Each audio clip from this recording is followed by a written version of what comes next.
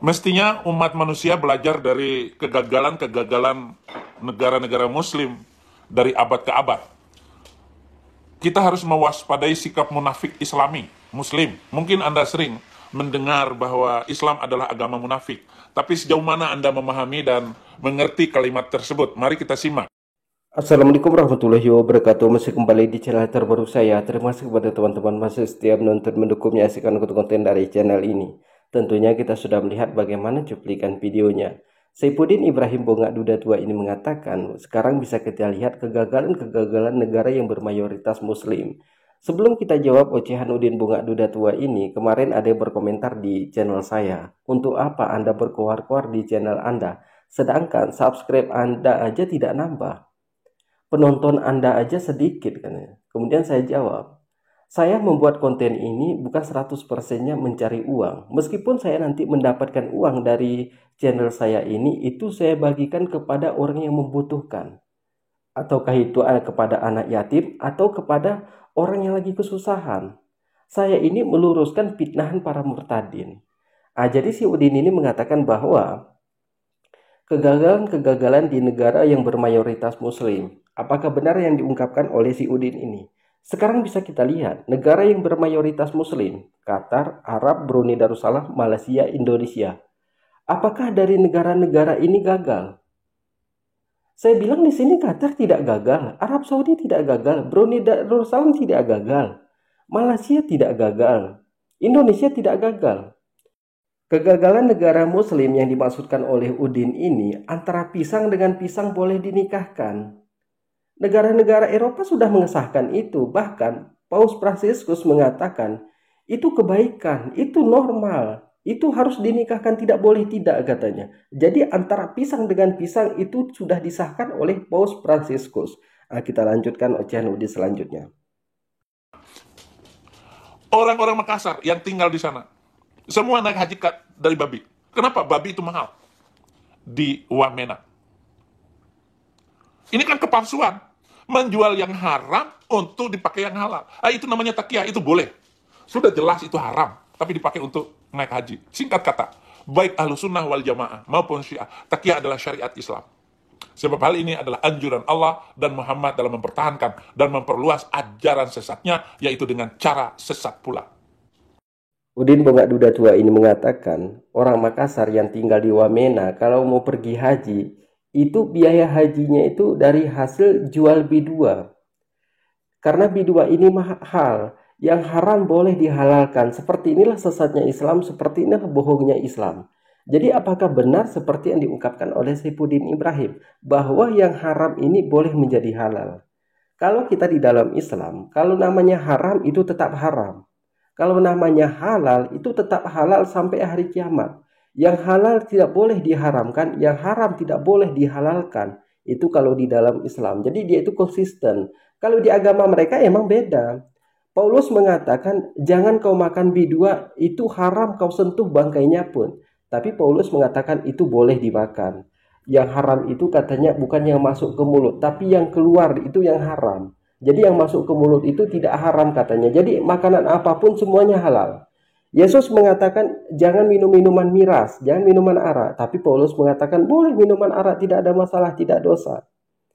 Yesus mengatakan jangan bertuhan kepada manusia. Paulus mengatakan Yesus itu adalah Tuhan kita. Jadi seperti inilah antara mereka. Mereka mengakui kalau Paulus ini rasul, tapi antara Yesus dengan Paulus ini, itu ajarannya sangat bertentangan. Jadi kepada teman-teman jangan kemana-mana dulu, kita lanjutkan ocehan Udin Bongak Duda Tua ini selanjutnya. Nah, di dalam Syiah itu ada Imam Ja'far As-Siddiq berkata, sesungguhnya 9 dari 10 agama ada pada takiyah, dan tidak ada agama bagi orang yang tidak bertakiyah. La dina liman la takiyatahlah. Tidak ada agama tanpa bertakiyah. Berarti mengajarkan ketidakjujuran. Apa sih yang dimaksud dengan takiyah ini? Takiyah itu menyembunyikan kebenaran dari hadapan publik, termasuk keimanan. Itu yang dinamakan takiyah. Jadi saya rasa si Udin ini ketika masih muslim, dia ini alirannya Syiah. Kalau Syiah itu mengatakan Al-Quran sekarang ini sudah diobok-obok. Tapi mereka masih pakai Al-Quran yang sekarang ini. Iya, kenapa? Karena mereka itu masih menunggu Quran yang asli, jadi pakai aja dulu yang KW ini. Jadi kita dengarkan dulu bagaimana penjelasan dari Ustadz Abdul Somad. Apa itu aliran Syiah, Pak Ustaz? Beda kita dengan Syiah 5, kata Syekh Ali Jum'ah. Yang pertama, dia menambah rukun iman, mesti percaya kepada imam yang 12. Sedangkan kita, rukun iman kita cuma 6. Sedangkan dia mesti percaya kepada imam yang 12. Siapa yang tak percaya kepada imam 12, kafir. Yang kedua, dia mengatakan Quran itu sudah diotak-atik, diobok-obok oleh Umar, Utsman, Abu Bakar. Maka dia tak percaya Quran yang ini. Kalau memang dia tak percaya, kenapa mereka masih pakai Quran ini? Kata imam dia, sementara Quran yang asli datang, pakai aja yang KW ini dulu. Yang ketiga, kita kalau disebut nama sahabat radhiyallahu anhu, nanti surat tarawih, Al-Khalifatul Awwal Abu Bakr As-Siddiq radhiyallahu anhu. Kalau dia enggak, Abu Bakar laknatullah alaih. Itu perbedaan kita. Yang keempat, mereka mengatakan Allah itu bada ya bedu bada. Allah setelah mencipta, dia tak tahu apa yang akan terjadi ke depan. Sedangkan imam-imam tahu, imam-imam lebih hebat daripada Allah. Yang keenam, yang kelima, ini yang payah. Ada namanya taqiyah. Taqiyah itu apa? Kalau dia datang ke Pekanbaru, dia ngaku Ahlus Sunnah. Kamu Syiah? Ya, saya Sunni. Kalau kebetulan banyak orang NU, kamu Muhammadiyah? Enggak, saya NU. Saya Sunni. Tapi begitu dia sudah banyak, tapi katanya kamu Syiah. Enggak, saya Susi. Apa itu Sunni Syiah? Saya mulai mengikuti ocehan Udin Bunga Duda Tua ini pada tahun 2017 sampai sekarang ini. Jadi apapun yang diucapkan oleh Udin Bunga Duda Tua ini saya ingat. Termasuk si Udin ini pernah mengatakan bahwa Al-Quran itu sudah tidak asli. Al-Quran itu sudah diobok-obok. Al-Quran itu sudah diubah. Jadi Al-Quran ini katanya tidak asli. Ini hanya dongeng Nabi Muhammad. Kemudian si Udin juga pernah mengatakan, ya ketika dia murtad itu 1 tahun yang lalu ketika dia ini duduk di hotel pakai jaket, kalau saya nggak salah warna coklat entah warna apa jaket si Udin ini, dia mengatakan seperti ini. Saya ini lebih mulia dari Tuhannya orang Kristen, disebut dengan Yesus. Yesus itu di sana kepanasan, kehujanan, kesakitan. Sedangkan saya bisa tidur di hotel bintang 5. Saya ini lebih mulia daripada Tuhannya orang Kristen. Jadi seperti inilah ungkapan si Udin itu. Tapi begonya penonton Saifuddin Ibrahim tidak menyadari. Kalau ada orang yang mengatakan lebih mulia daripada Tuhannya, berarti kewarasan orang itu perlu diperiksa. Apakah masih waras atau tidak. Jadi si Udin juga mengatakan Al-Quran itu sudah dirubah, kemudian aliran Syiah juga mengatakan Al-Quran itu sudah dirubah. Bahkan yang paling parahnya di Syiah ini ketika mereka mengatakan Tuhan itu tidak tahu setelah menciptakan manusia apa yang akan terjadi ke depannya.